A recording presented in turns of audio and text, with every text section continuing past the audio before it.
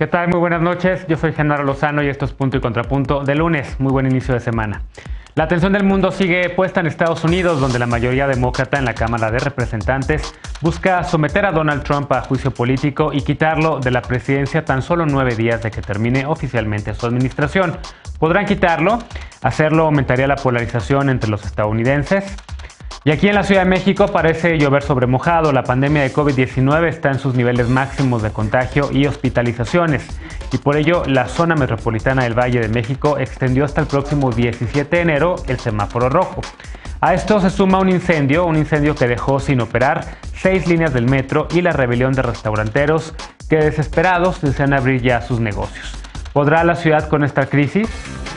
El presidente López Obrador insiste en que el INAI, el Instituto Nacional de Acceso a la Información, forme parte de la Secretaría de la Función Pública, justo cuando se da a conocer que 8 de cada 10 contratos de su gobierno se han dado mediante adjudicaciones directas sin licitación pública. ¿Qué implica esta práctica? ¿La autonomía acaso garantiza transparencia? Seguimos debatiendo este tema esta noche. No te vayas, quédate con nosotros, que ya empieza Punto y Contrapunto.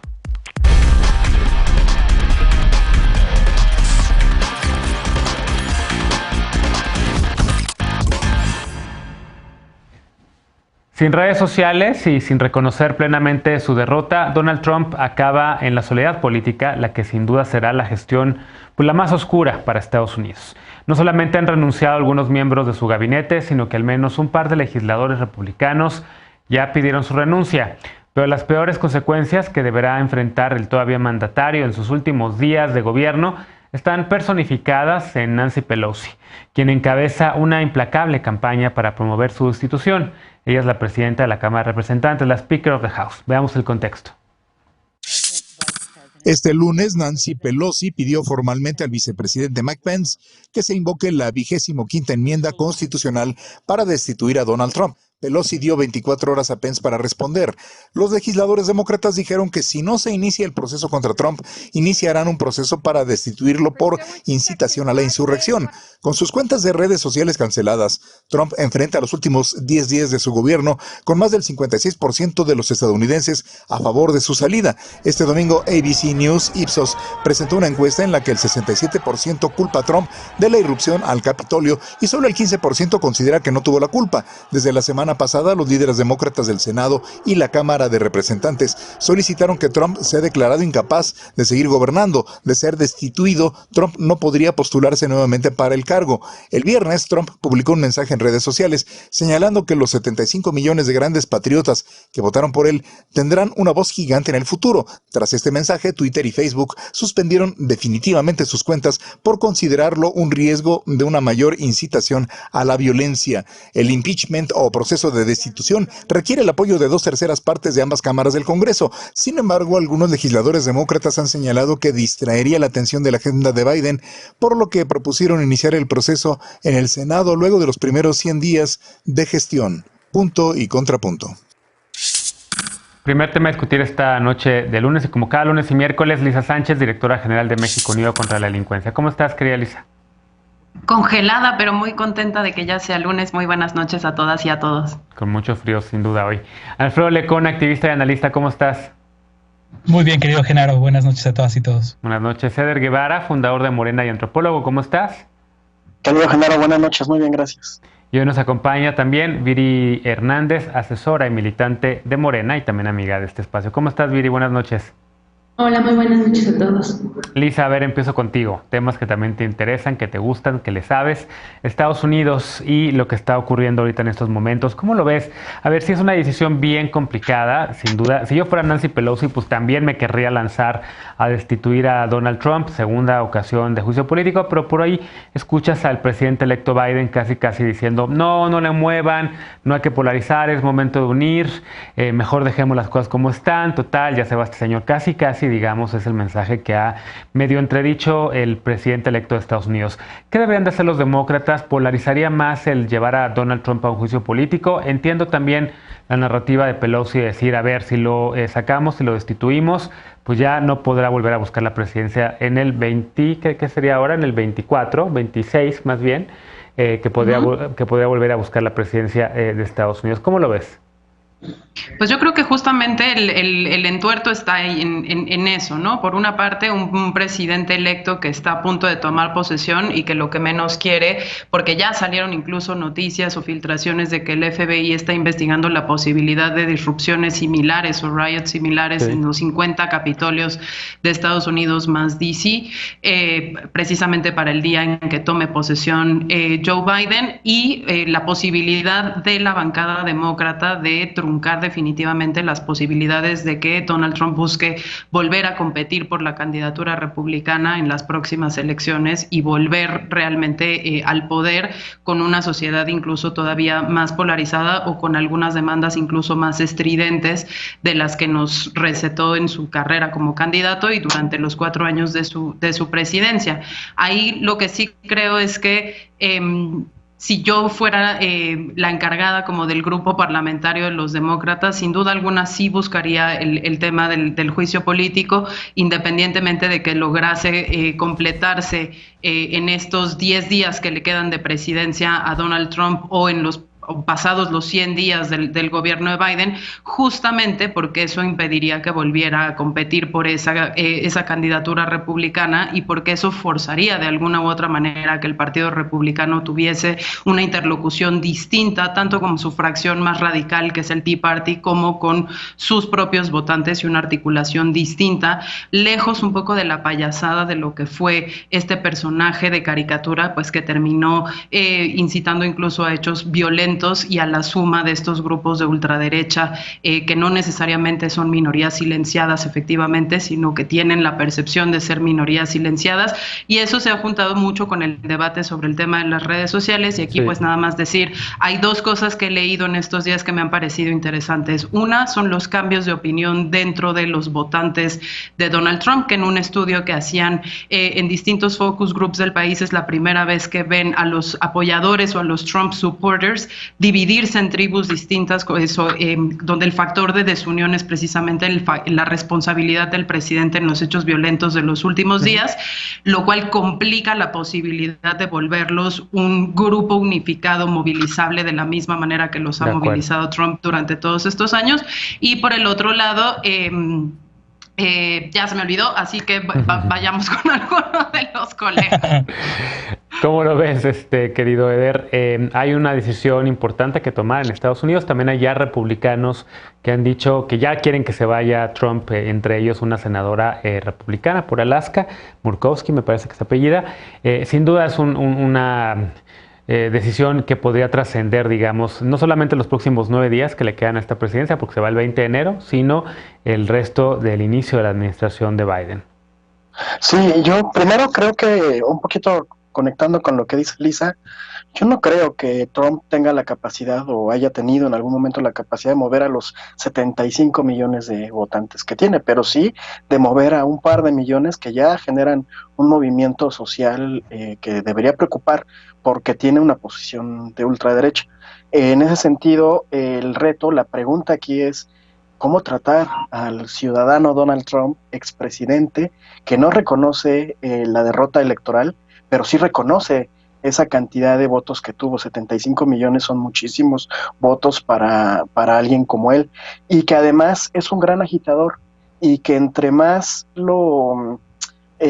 motivos le den, más se va a victimizar para seguir movilizando a ese sector radicalizado que se siente identificado con él. Entonces, ese es el gran reto, porque además el discurso de Estados Unidos es que es un país de libertades y de libre comercio, y él es un empresario pues bastante poderoso en Estados Unidos, supongo que ahora más, tras su salida, y de repente me lo imagino incidiendo en otros tipos de medios de comunicación, en otras redes sociales, generando agitación, movilización, incluso organización política. Entonces, aquí a mí lo que me da mucha curiosidad es cómo van a tratar a este personaje una vez que salga.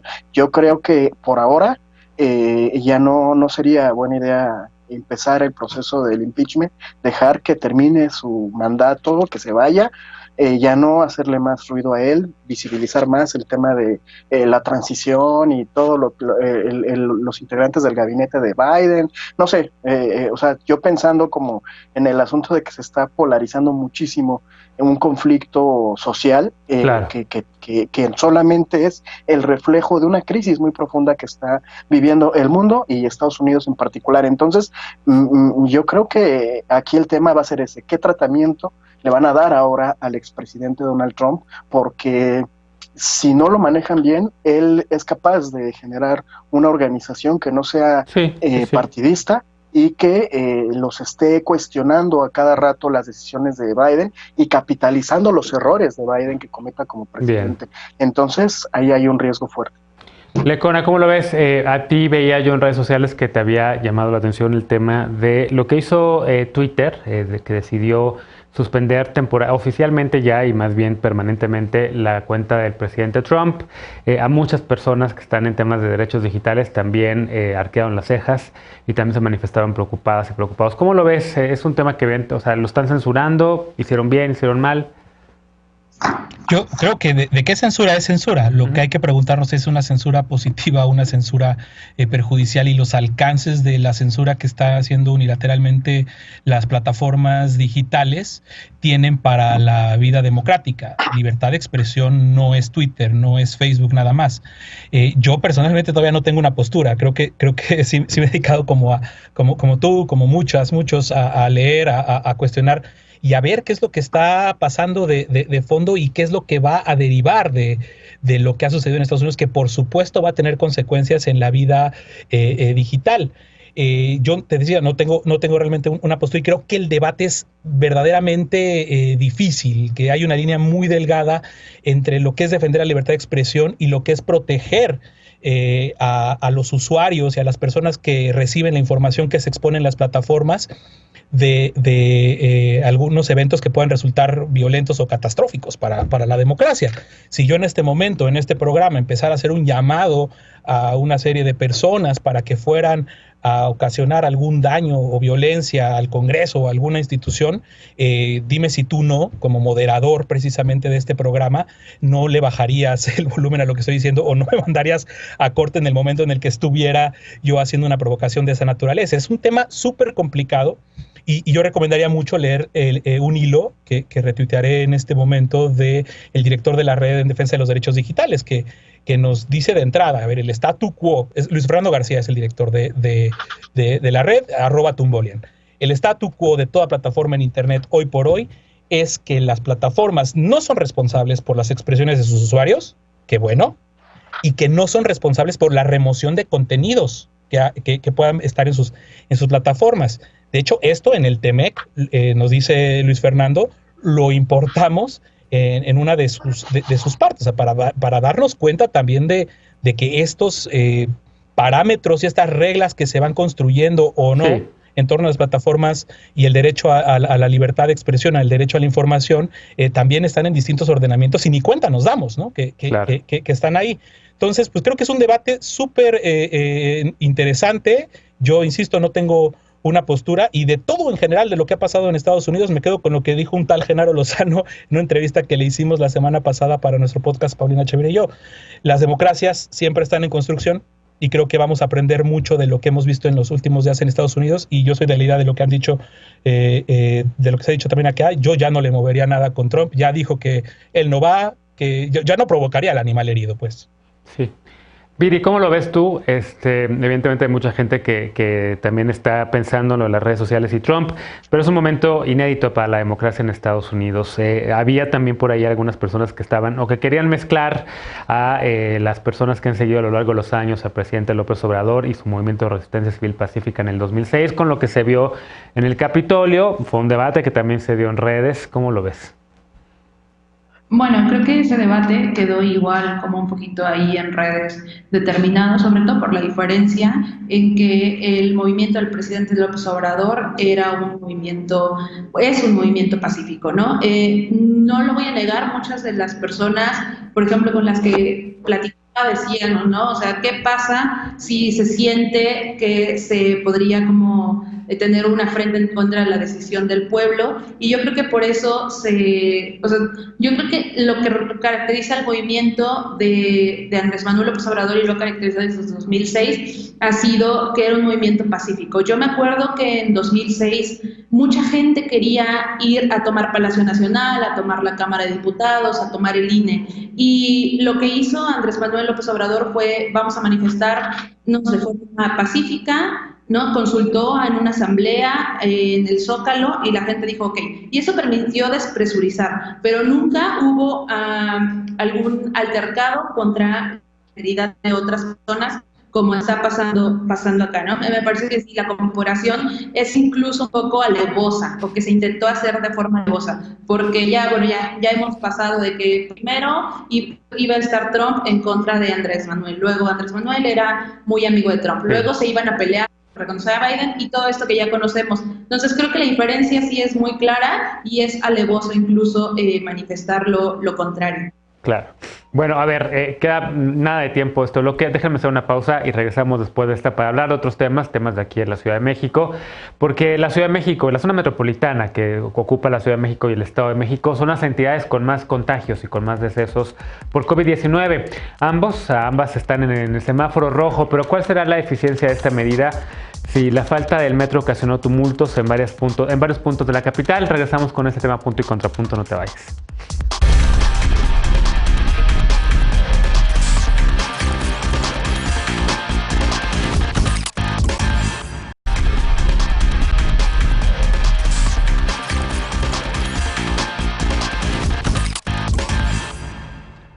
Estamos de regreso a un punto y contrapunto. Pasó el 10 de enero, pero el semáforo rojo siguió en la zona metropolitana del Valle de México. De hecho, se extendió una semana tanto aquí en la Ciudad de México como en el Estado de México debido al alto número de contagios y con 6 líneas del metro sin funcionar, así como la necesidad de millones de personas de salir a buscarse la vida. Con todo esto, el escenario no pinta nada bien. Veamos el contexto. Debido a los altos índices de contagio, el semáforo rojo se extendió una semana más en la zona metropolitana del Valle de México. Los gobiernos de la capital del país y del Estado de México informaron que continuará hasta el 17 de enero. En conjunto, ambas entidades han reconocido poco más de 38,000 muertes por COVID-19, mientras que en la capital del país la ocupación hospitalaria llegó al 90% con casi 7,000 personas hospitalizadas. En el Estado de México la ocupación hospitalaria es del 83% con 3,000 personas hospitalizadas. Aunque las autoridades locales y federales han incrementado el número de camas disponibles, el número de personas hospitalizadas e intubadas ha alcanzado un máximo histórico.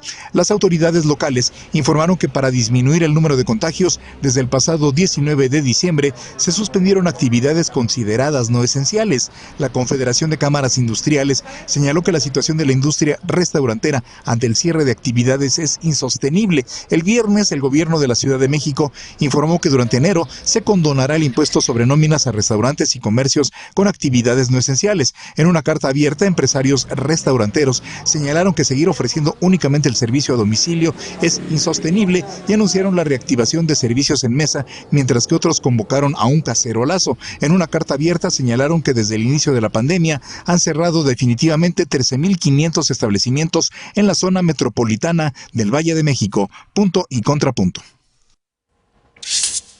Bueno, segundo tema a discutir esta noche, Viri, y en efecto, a la ciudad parece que le está lloviendo sobre mojado, ¿no? O sea, sí vemos que los contagios, las hospitalizaciones no cesan, se escuchan ambulancias por todos lados, hay ocupación hospitalaria por arriba del 90% y al mismo tiempo la necesidad de muchas personas de que ya quieren abrir sus negocios, de que no pueden seguir manteniendo la economía cerrada. Vemos esta pugna, digamos, o esta decisión difícil para la jefa de gobierno de mantener el semáforo una semana más, y a esto se suma, pues evidentemente, lo que ocurrió en el metro de la Ciudad de México con 6 líneas afectadas por ello. ¿Cuál es la salida de todo esto? ¿Cómo lo ves? Yo vi que en redes sociales tú le lanzabas un aplauso a la jefa de gobierno por pues cómo ella ha resistido, digamos, todo esto. Sí, me parece que la gestión de la jefa de gobierno frente a la pandemia de COVID-19, que sin duda es una tragedia, ni siquiera tengo palabras para describirlo, todo lo que ha traído. La jefa de gobierno ha hecho un gran esfuerzo que ha colapsado, ¿no? Por ejemplo, el 50% de las pruebas que se realizan en todo el país se realizan en la Ciudad de México. La jefa de gobierno intentó buscar y aumentar la ocupación, el número de camas para dar servicio a la ocupación hospitalaria. Me parece que su participación ha sido extraordinaria y es una decisión muy compleja para ella. Recordemos, y no lo voy a ignorar, esta parte de cuando el semáforo estuvo en naranja, en muchos grados de naranja. Sí. Me parece que se trataba realmente de esto, ¿no? De cómo puede ponderar, o sea, la difícil decisión de una gobernante de ponderar entre vidas y de ponderar entre economía. No, me parece que las decisiones se han tomado con el tiempo, sin duda, con el tiempo exacto, sin duda, como ha reportado, las hospitalizaciones bajaron. Aplicó el semáforo rojo en la Ciudad de México y en el área metropolitana, y más bien también quisiera ocupar el espacio para hacer un llamado a la población de lo que se ha insistido todo este tiempo, ¿no? El fuego, hay que quedarse en casa, yo siempre lo he dicho, hay que dejar la calle para las personas que tienen que salir a la calle. Si tú quieres salir a una fiesta, si quieres salir a una reunión, aunque sea con algunos amigos en casa, abstente y pregúntate por qué no le dejamos ese transporte público para que tú transportes a tu fiesta a la gente que tiene que transportarse a trabajar porque tiene que vivir. Entonces, eso sería, y sí, por supuesto que aplaudo la gestión de la jefa de gobierno. Nada más para concluir, bueno, el 4 de enero se comenzaron a repartir los apoyos a meseros, baristas y todas las personas que trabajan en la industria restaurantera, como un pequeño apoyo, y espero que vengan más de este tipo. Claro. Alfredo, pero hay quien dice que es demasiado poco y demasiado tarde, sobre todo en el tema de los apoyos a los restauranteros. Vimos hoy pues un movimiento a lo largo de los últimos días. Varios restauranteros y restauranteras han puesto y han movido en redes sociales el hashtag abrimos o morimos, y algunos de ellos desafiando incluso la orden de que mantengan cerrados sus negocios y con solamente comida para llevar.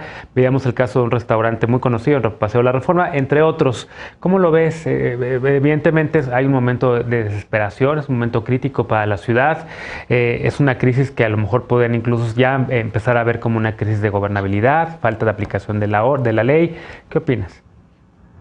Pues yo escuché hoy al dueño justo de esta cadena, de este restaurante de Reforma, que circularon varias imágenes del restaurante abierto, este restaurante de carnes, y la verdad, pues yo le encontré como un punto o varios puntos en lo que decía, muy dignos de tomar atención. Él decía, a ver, no es ni una rebelión, no es un desacato, es un llamado de atención que estamos tratando de hacer al gobierno, y él ponía un poco el ejemplo de por qué los informales no se les está tratando de esta forma, no criticándolo, o sea, no como con ganas de decir, a ver, vayan también tras ellos, sino llamando la atención de cómo ha sido precisamente estos apoyos insuficientes para poder mantener no nada más el negocio, sino las familias que dependen de ello, de los meseros, de los hostes, de las personas que están involucradas en el funcionamiento de los restaurantes. Él hablaba que este apoyo que se ha anunciado y que se ha cantado por parte del gobierno de la Ciudad de México no representa, o representa lo mucho, una semana de trabajo, sin incluir las propinas, por supuesto, de un mesero, nada más para dimensionarlo. Entonces, la crisis es real. Claro que es muy doloroso, claro que esta ponderación que se tiene que hacer debe ser de lo más difícil, y no creo que estemos nada cerca de terminar, aunque el presidente diga que estamos otra vez en momento de salida y demás cosas, pues no se corresponde con la realidad. Y seguramente todos quienes estamos en la Ciudad de México hemos visto cómo la gente no tiene el semáforo rojo en la cabeza, en su mayoría. Yo ya dejaría de romantizar al pueblo responsable, el pueblo no sé qué, no es cierto.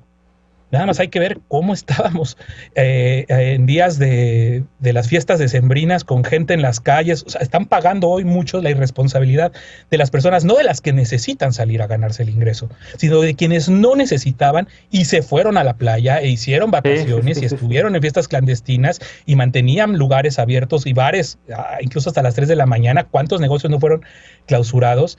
Y no estamos ni cerca de terminar, y se ha visto este problema que yo ya mencionaba la semana pasada, de la falta de confianza que tienen de este movimiento, no sé si decirle movimiento, pero de esta, este problema de que 4 de cada 10 personas en nuestro país no dicen que no se van a poner la vacuna cuando les corresponda. Es gravísimo, es el momento en el que el gobierno necesita tener interlocutores que extremen confianza. Bien. En cambio tenemos al zar de la pandemia, a Hugo López-Gatell, siendo esa representación de lo irresponsable que es la sociedad y de lo irresponsable y del abandono del gobierno. Las dos cosas en una sola persona. Un funcionario que se atrevió a hacer lo que hizo Hugo López-Gatell después de que sus propios pronósticos catastróficos han sido rebasados. Lo dice así Polite, ¿no? No lo del viaje a Buenos Aires ahorita para verlo las vacunas, pero... No, para nada. A ver, regreso ahora contigo, Eder, porque parece que sí, en efecto, hay como un mensaje que Claudia Sheinbaum desde la Ciudad de México ha estado poniendo desde hace meses. Usa cubrebocas, quédate en casa, apoyos a pymes, apoyos a restauranteros, y por el otro parecería que hay desde el gobierno de México, desde el gobierno federal, pues esta negativa a usar el cubrebocas que el mismo presidente no utiliza, que hay esta idea de que pues los apoyos son solamente para un segmento de la población, que son los segmentos con menos ingresos, con todos los apoyos, que evidentemente qué bueno que ahí estén, pero que a las pequeñas y medianas empresas pues no hay tanto apoyo como tal. Y digamos que hay una disonancia entre lo que dice la jefa de gobierno, o parecería verla, y lo que dice el presidente. ¿Cómo lo ves? No, yo creo que el tema del cubrebocas fue un debate que sobraba, que se pudo haber evitado tanto el presidente como López-Gatell, y fuera de eso, el resto de las políticas de atención pandémica son complementarias, las del gobierno de la ciudad con las del gobierno federal.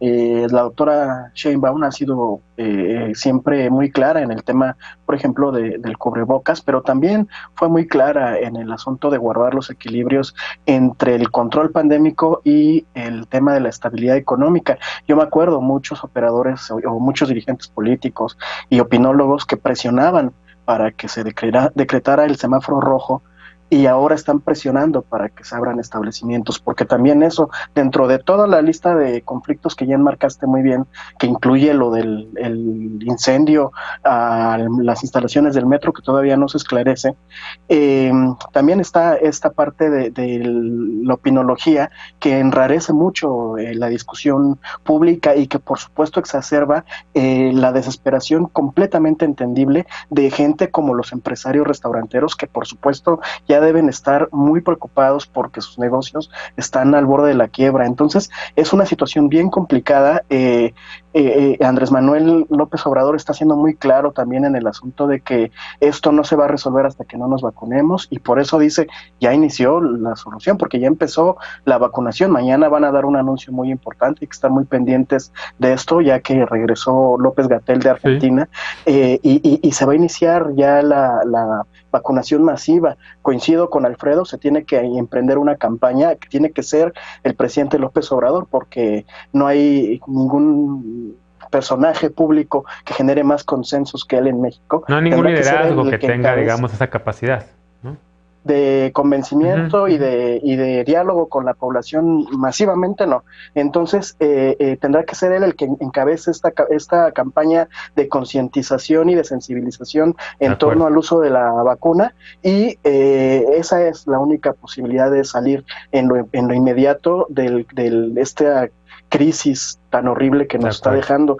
Yo estoy en shock por la cantidad de personas, de conocidos, de amigos, etcétera, que diario se anuncian muertes, diario estamos viendo, es una situación muy complicada, y también creo que efectivamente se están viendo las consecuencias de las fiestas decembrinas y de las vacaciones, entre comillas, de que mucha gente no se cuidó, de que mucha gente tuvo que salir, porque además hay un amplio sector de la población, sobre todo en la zona metropolitana, que el primer semestre del año depende de lo que venda o de lo que genere de ingresos en las fechas decembrinas. Entonces también por ahí viene en muy buena medida la crisis. Es una situación muy complicada y todo el mundo tenemos que abonar a mensajes muy claros como el de, a ver, no estamos para andar con tonterías, hay que vacunarnos cuando nos toque, todas las personas, todo el mundo nos tenemos que vacunar. Sí, y antes de llegar, yo creo que nos estamos adelantando un poco todas y todos al tema de las vacunas, porque en efecto mañana llegan 400,000 y pico dosis de vacunas. Todavía hay muchas de las que llegaron en semanas previas que no han sido administradas todavía. Creo que todavía queda falta por conocer bien y con transparencia cuál va a ser el calendario bien puesto de cuál va a ser las personas que van a recibir las vacunas. Se habían comprometido a 1 millón y pico de personal de salud vacunado para fines de enero, y lo cierto es que van menos de 60,000, entonces habrá que ver y darle seguimiento a ese tema. Pero antes de eso, Lisa, uno de los temas de los restauranteros es que cómo es posible que el comercio informal si lo dejan abierto, y en efecto uno sale y si que sales a tomar una caminata en la ciudad con cubrebocas, en efecto ves a gente vendiendo comida en la calle, ves a gente a comercios ambulantes que están abiertos, y ves también muchos negocios a lo largo de Insurgentes, de la avenida Insurgentes abiertos, ¿no? Que en efecto, pues si yo fuera restaurantero, sí diría, ¿por qué no a ellos les aplican la ley y a mí sí, ¿no? O sea, sí es un problema enorme y hay que ponderar ahí pues muchos temas para la jefa de gobierno. Sí, claro, sobre todo porque una de las cosas que los restauranteros argumentaban es que parte de del poco flujo de efectivo con el que contaban se había destinado, se había destinado precisamente a la adaptación de los locales, a la inversión en la compra del equipo de protección de los mismos trabajadores, de las trabajadoras que ahí colaboran, precisamente para poder funcionar con esos mínimos aforos. Y creo que otro de los cuestionamientos es, bueno, transparentemos y sentemos mesas de diálogo sobre realmente cuáles son las actividades esenciales y por qué, ¿no? Porque, por ejemplo, una de las cosas que sí sucedieron es que de pronto giros como las estéticas, los salones de manicura, etcétera, etcétera, habían entrado dentro de los no esenciales, se les había pedido cerrar y después por la vía de circulares se les permitió abrir con aforos restringidos, cosa que para la industria alimentaria o restaurantera en particular no se permitió. Creo que esas cosas son las que por la vía de una comunicación y una vía de una mesa de diálogo seria realmente podrían desahogarse, porque efectivamente no es una decisión fácil y efectivamente no estamos ahorita como estábamos a lo mejor al principio de la pandemia o por ahí de julio, donde estábamos justo como decía en este semáforo de los 18 tonos de naranja. Estamos realmente en un rojo que tira morado, ¿no? Donde hay muchísimos contagios, donde hay una capacidad hospitalaria que ya está completa y absolutamente fuera de control, y también muy poca capacidad realmente de responder a los cuidados en casa de las personas contagiadas, que aunque no presenten síntomas graves de manera inicial, se están complicando por la incapacidad de no conseguir oxígeno, de no poder resolver traslados en ambulancias de manera oportuna y lograr encontrar un lugar en donde no se vuelva pues una especie de visita de las 7 casas de hospital en hospital hasta que las personas desafortunadamente se complican o fallecen en esos traslados. El caso del tema de la venta de comida en la calle, del ambulantaje, pues sin duda es sumamente sensible, y es sumamente sensible en esta capital porque además se sabe que esas poblaciones, pese a que también claramente tienen el derecho al sustento económico, también tienden a organizarse de una manera que han servido para muchos gobiernos como grupos de presión. Entonces, la respuesta que yo veo ahorita en la organización de los restauranteros viene, creo yo, no solo de la necesidad imperiosa de abrir, sino de la necesidad imperiosa de que se les perciba como un sector organizado para que sus demandas sean procesadas de una manera muchísimo más expedita de lo que han sido hasta el momento. Reiterar pues simple y sencillamente que de esta vamos a salir todos juntos o nos vamos a hundir todos juntos. Entonces pues me parecería preponderante que no solo se llegar a un acuerdo y una solución a lo mejor gradual, a lo mejor analizando cuáles han sido las áreas más afectadas y poder hacerlo de manera escalonada, pero al mismo tiempo reinvirtiendo, para cerrar con la nota, pues en el arreglo del sistema de transporte colectivo, porque ahí sí va a estar todavía mucho más complicado el hacinamiento en transportes menos ventilados, menos favorables que el metro para muchísimas personas que van a salir a trabajar. Y hablemos después, seguramente, bueno, le vamos a dar seguimiento al tema de qué es lo que aconteció en el metro, una vez que conozcamos el resultado de los peritajes que anunció la doctora Sheinbaum, porque en efecto creo que es un tema muy delicado, hay que saber qué fue lo que pasó ahí. Evidentemente afecta a millones de personas, el metro de la Ciudad de México mueve todos los días a millones de personas y evidentemente pues es también un tema que debería de ocuparnos a todas y a todos. Vamos a retomar este tema en cuanto haya más información, pero bueno, hacemos una pausa y al regresar de esta vamos con el último tema de la noche. 8 de cada 10 contratos, el 80% de los contratos de compra del gobierno de México, encabezado por López Obrador, se otorga por adjudicación directa. La excepción se ha vuelto la regla. Veremos qué opinan las y los panelistas sobre los procesos de contratación y sobre su transparencia cuando regresemos al último bloque de Punto y Contrapunto. No te vayas.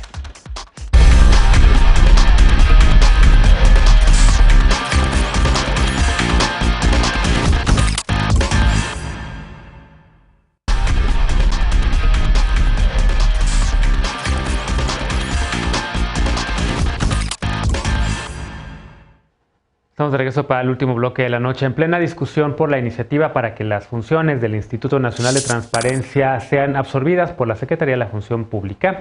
Mexicanos contra la Corrupción y la Impunidad presentó una actualización de su estudio sobre contratos otorgados por el gobierno federal. Según la información recabada, 8 de cada 10 contratos firmados durante 2020, el 80% se definió por adjudicación directa. La Ley de Adquisiciones establece que los bienes o servicios que requiera el Estado mexicano se deben contratar prioritariamente por licitación pública.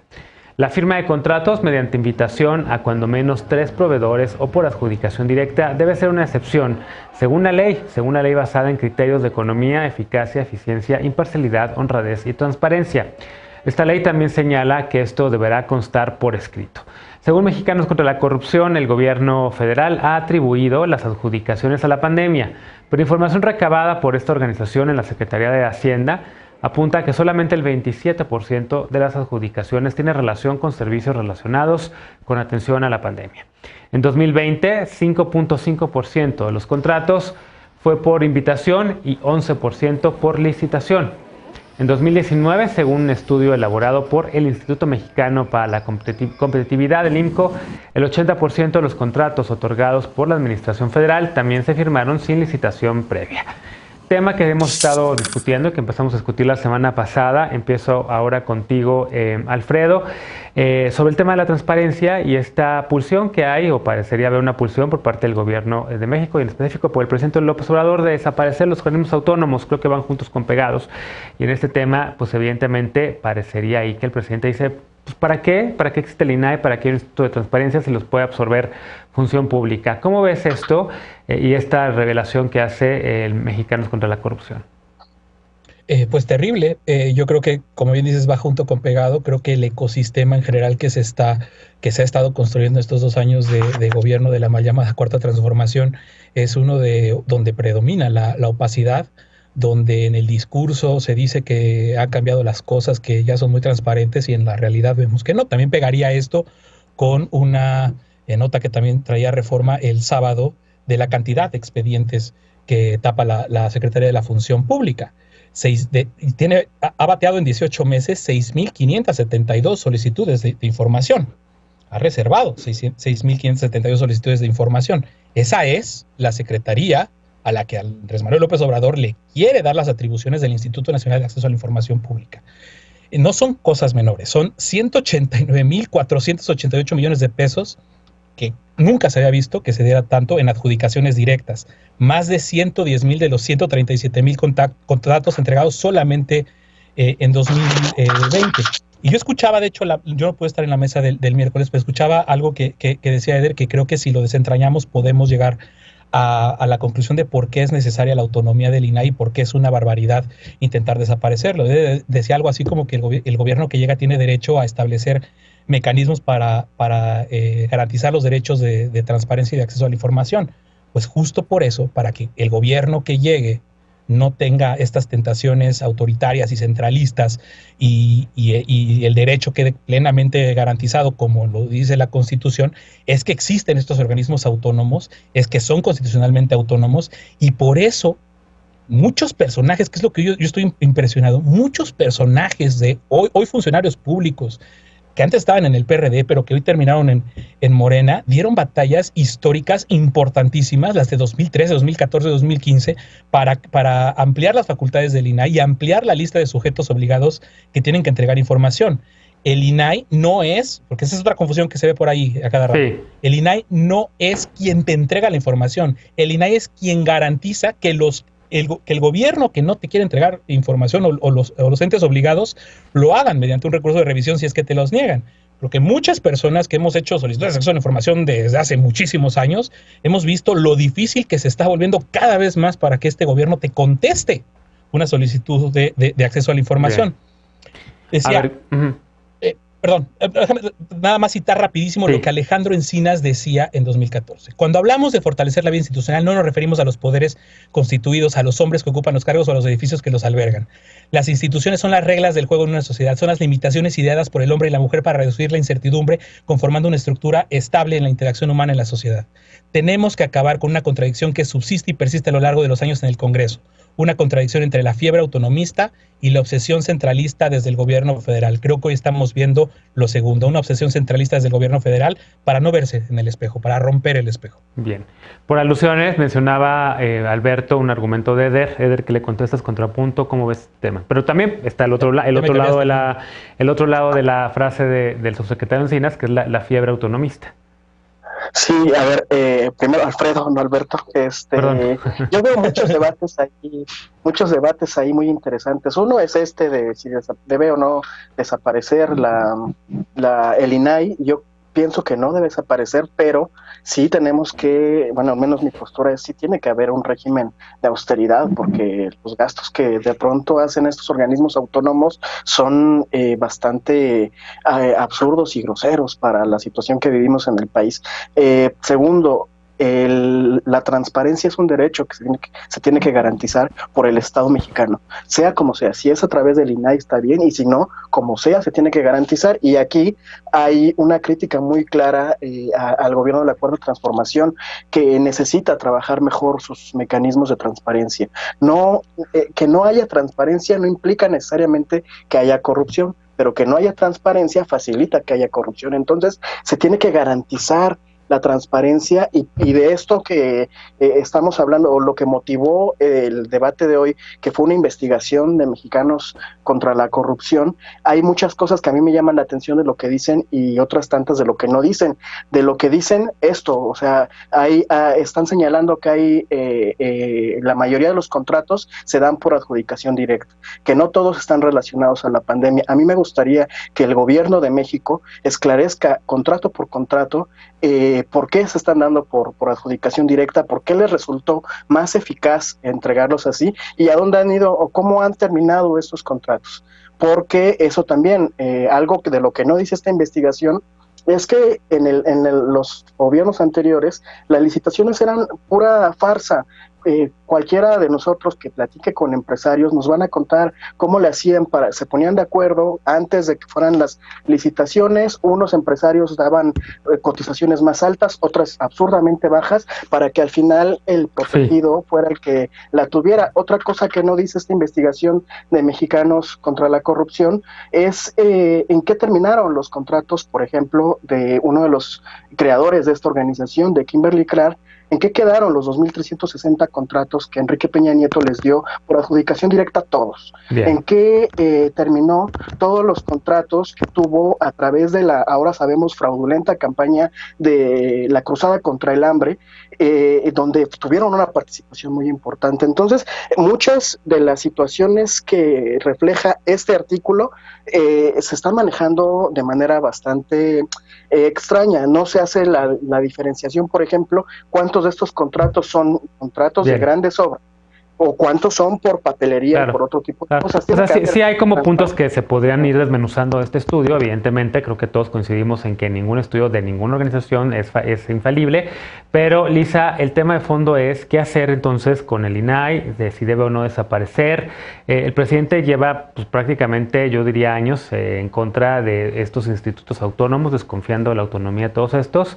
Hoy por ahí Manuel Bartlett decía que todos tenían cabida en el gobierno de México. Imagínate el INE en sus manos. Al que se le cayó el sistema y el que no pudo, el que negó la relación con su esposa para proteger sus casas, es quien nos está diciendo cuál debe ser el futuro de los órganos autónomos.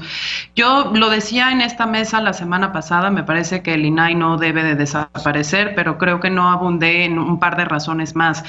Una es, como todo, hay muchísimas investigaciones y evaluaciones de política pública que solo se han podido hacer a partir de la información que se logra transparentar vía la intermediación del INAI. Pero otra cosa que hace el INAI que es particularmente importante es una pedagogía ciudadana y política muy importante, no solo para las personas que son los usuarios y las usuarias de los sistemas de acceso a la información y de protección de datos personales, sino también al interior de todas las dependencias que se logró tuvieran una unidad de transparencia precisamente para poder contestar a las solicitudes de información y que imparte una cantidad de cursos y capacitaciones para funcionarios públicos que es monumental para el tamaño de la institución y los presupuestos que recibe, ¿no? Veíamos también en redes sociales, y había otros investigadores de instituciones públicas que habían dicho, bueno, a ver, vamos a ver realmente cuánto significa del presupuesto total del gobierno federal, los recursos que reciben los órganos autónomos, y es una burrada comparada con los proyectos, por ejemplo, símbolo de infraestructura de este gobierno que se están construyendo.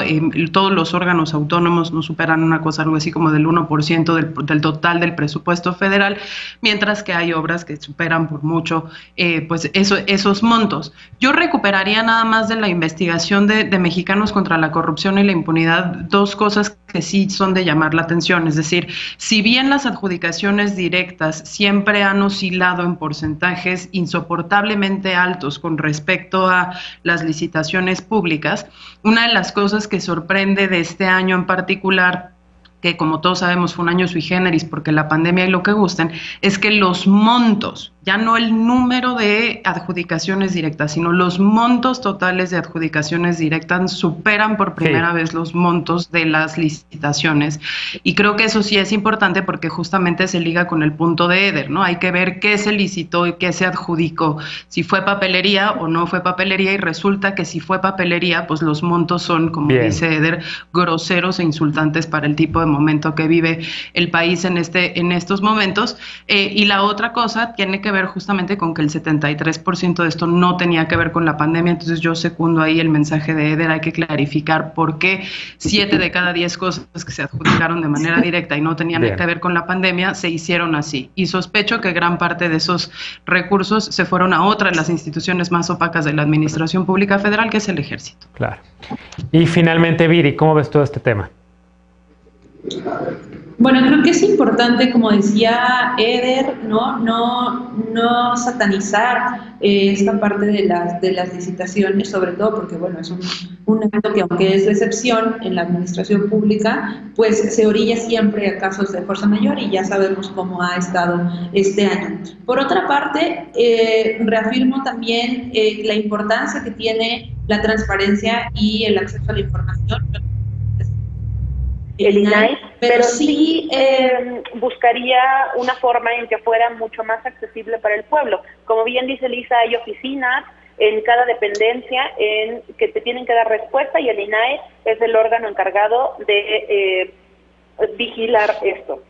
Pero seamos también sinceros, o sea, tampoco es tan fácil obtener esa respuesta, ¿no? Si no la tienes, el órgano incluso puede decir que te esperes 15 días, 30 días, etcétera, y el seguimiento, la verdad es que al pueblo, o sea, al pueblo en México, pues no lo ve materializado. Entonces yo creo que sí debería haber ahí un cambio en hacer un instituto mucho más funcional y que no se quede únicamente en las élites que ha pasado. Por otra parte, qué bueno que hablaban del INE, porque justamente hace unos días, pues acaba de renunciar el director de administración del INE, y es acusado por un juez federal por licitar, o sea, realizar esos actos, por ejemplo, por 105 millones de pesos en alimentos, ¿no? Entonces, insisto, hay que estar viendo cada tema, qué se compró y cómo lo que se compró le sirvió a la gente. Bueno, lamentablemente vi la mano levantada de Eder, pero nos tenemos que ir ya porque el tiempo voló, pero les prometo que recuperamos este tema el miércoles, Eder, con Mariana, que va a estar frente al programa,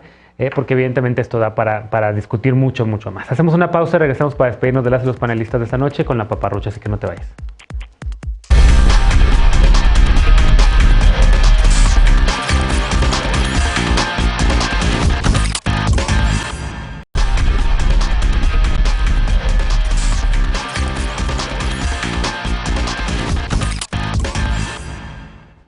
Estamos de regreso ya para despedirnos con la paparrucha de esta noche.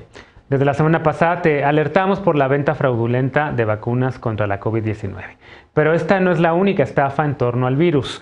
Este fin de semana, usuarios en redes sociales advirtieron sobre el fraude que muchas empresas están cometiendo con la venta también de tanques de oxígeno.